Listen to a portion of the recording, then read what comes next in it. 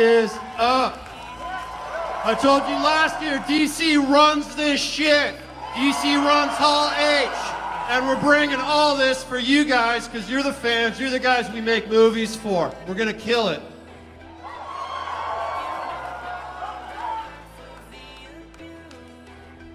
Bring them out. Yeah, do it. All right, we got some troublemakers for you, so watch out. Suicide Squad is in the house. Katana, Karen Fukuhara.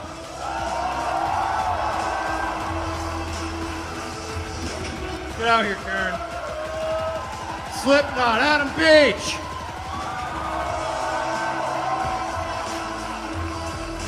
El Diablo, Jay Hernandez.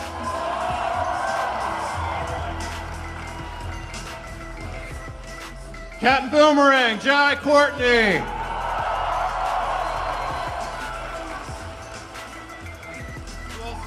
Who else is out there? Come on out. Come on out. Who's next? Uh-oh. Uh-oh, who's coming?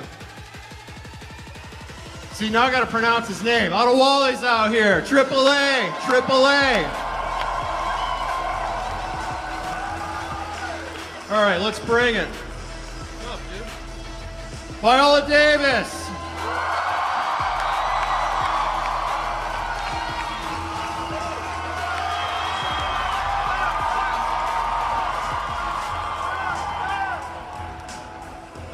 Colonel Rick Flag.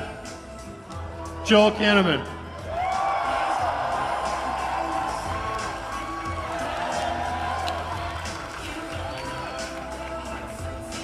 Jared Leto. That's not Jared, this is Cara Delevingne, the Enchantress, watch out.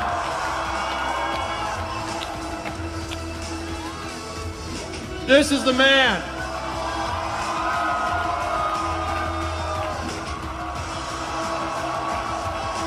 Scott Eastwood.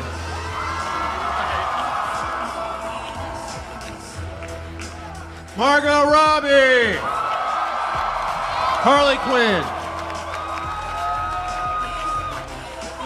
And, ladies and gentlemen, Will Smith. Get shot.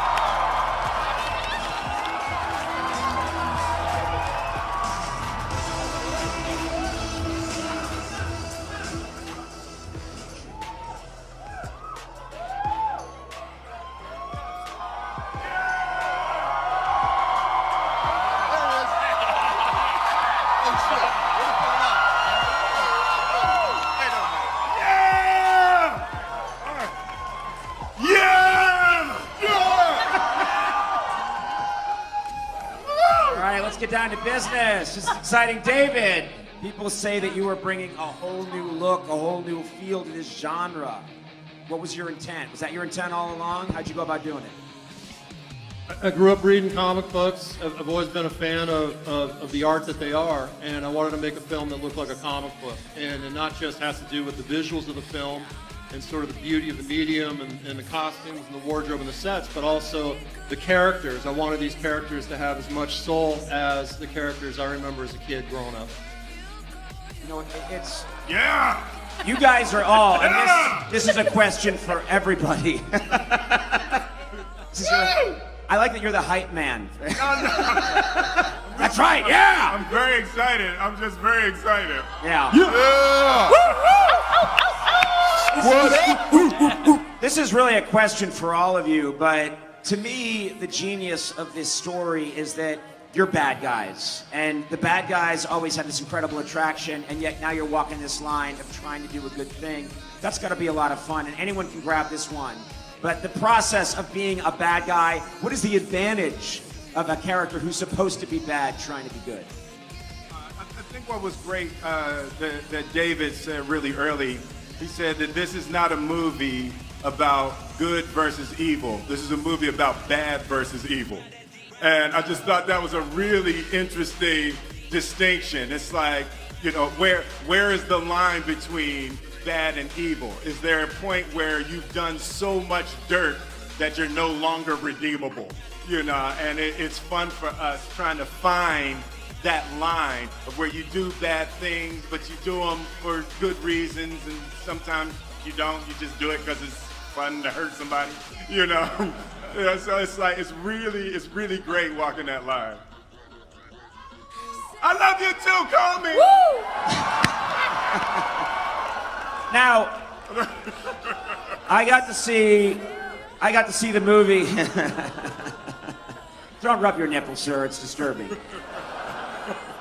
I got to see the movie about a week ago. It's fantastic. I was blown away by it. One of the things that really caught my attention is that you guys have a chemistry that feels very real as a cast. It feels like you guys get along. What was that process like? Was that natural? Did you hang out a lot? Did you train together? How did it work? Anyone? It's really unfortunate because nobody got along. I don't. It's sad. No, you know what was really great? The way that what I would say David's superpower is helping actors fall into your characters and your relationships. He does a really interesting extended rehearsal process where you really don't realize you're rehearsing. You're kind of sitting down and you're talking, and he digs into your life. So we've all shared really, deep stories about ourselves and our pains and our triumphs in this process. And then what David does is on set, you thought he was being a nice guy and you were sharing your life. And then in the middle of a scene, he throws your greatest childhood trauma back at you. And he says, and dude, the Joker did it.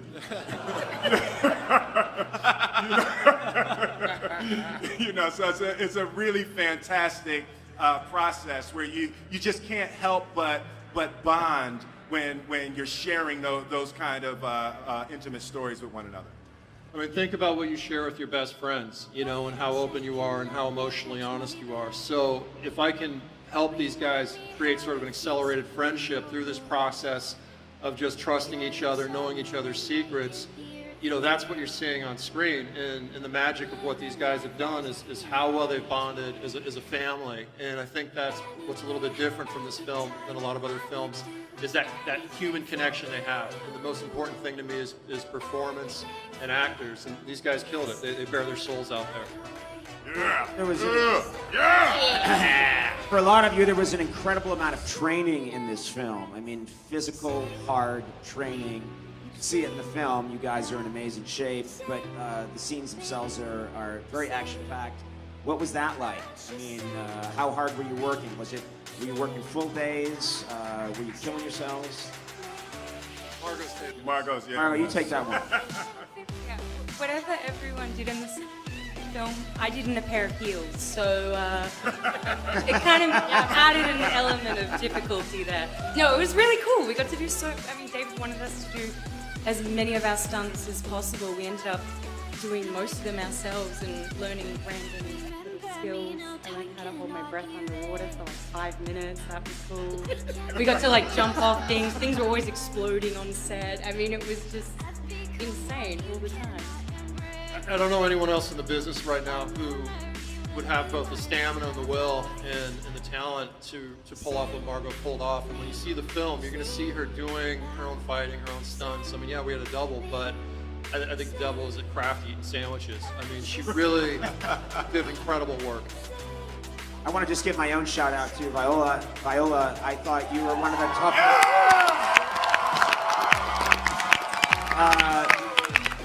In the film, you portray one of the most tough-minded characters I've ever seen in the film. It's really an incredible performance. Yeah, thank you. Yeah. I played myself.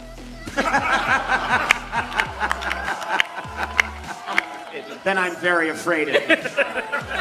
I will never mess with you. David, music, huge part of this film. I was blown away by how much incredible songs were accessed for this film. How did you make those choices? A little bit from my own life, but just a lot of finding that right combination of music that goes with the picture, because there's a true alchemy that happens that when you can get the right music on a fantastic piece of film, it transcends, they both become something else that's really magical. And obviously I got some guys in the show that have a little experience in the music world, so I couldn't let them down.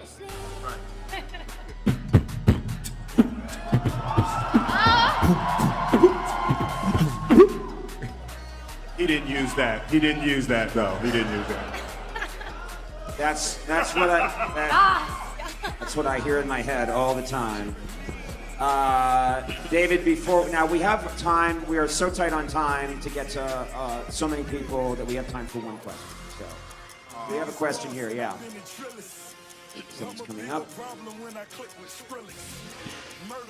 For the cast, nieces, nephews, sons, and daughters, how do they feel about you having this role? And for Mr. Air, pre or post BBS? Thank you. Post BBS. No, this is the type of thing that, you know, no matter how cool you think you are, your kids think you suck. So this is like the first time where like I'm full for real. It's like the Suicide Squad. I don't know what it is, but something about this idea and something about this cast has really captured something, you know. So my kids are doing what I say, at least for the next couple of months. But it's a really good look. And I want to share one quick story. So we started the rehearsal process, and Jared was really the first person that like really kicked it into another gear. So we were rehearsing, and you know, so he was working separate. So the Joker was working separate. So one day there's a knock on the door, and this guy walks in. This tough-looking guy walks in. He says, "I got a message from Mr. J." And I was like, "Yo, man, fuck, security." Like some dude just walked into rehearsal, right? And he puts a box down on the table in front of Margot. And he says, "That's a gift from Mr. J in honor of your relationship." Right? I was like, Mr. J. Okay. So Margot, starts to open the box. And, there was a note, and it was like from the Joker, and I was like, "Oh, okay, that's cool. That's funny. Jared is like taking it real serious, right?" Yeah, right.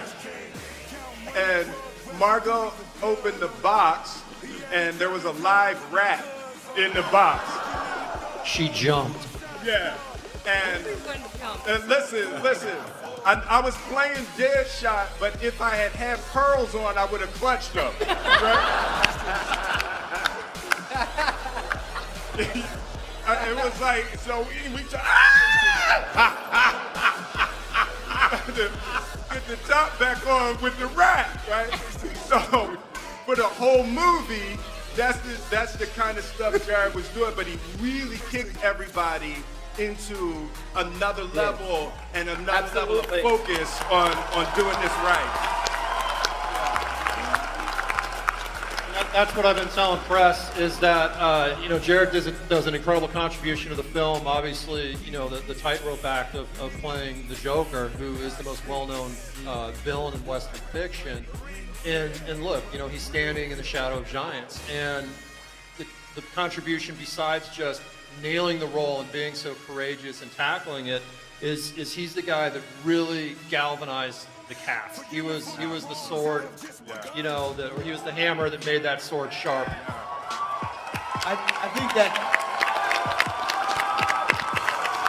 Now, I wish we had more time. We cannot. Go ahead, Jared. I want to touch you off. Oh, why start now? I think if I open my mouth, this may get a little X-rated here. Are you guys having fun so far this weekend? And let me ask you a question. What's your favorite movie? Come on. What's your favorite movie? No. What's the favorite movie you're going to see on August 5th? What was it? I can't hear you. What was that?